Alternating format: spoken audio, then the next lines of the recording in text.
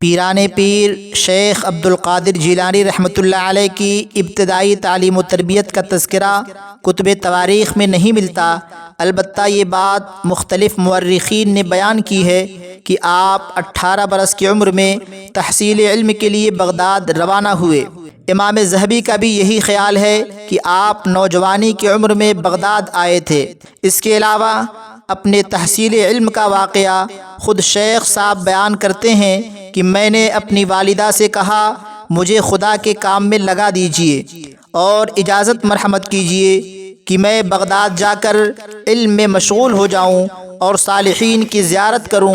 والدہ رونے لگی، تاہم مجھے سفر کی اجازت دے دی اور مجھ سے یہ عہد لیا کہ تمام احوال میں صدق پر قائم رہوں۔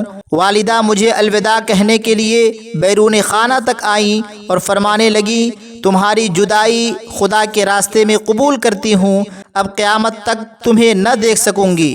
امام ذہبی شیخ عبد القادر جیلانی کے بیٹے عبد الرزاق کے حوالے سے بیان کرتے ہیں کہ انہوں نے فرمایا میرے والد کی کل اولاد 49 تھی، جن میں 27 بیٹے اور باقی سب بیٹیاں تھیں۔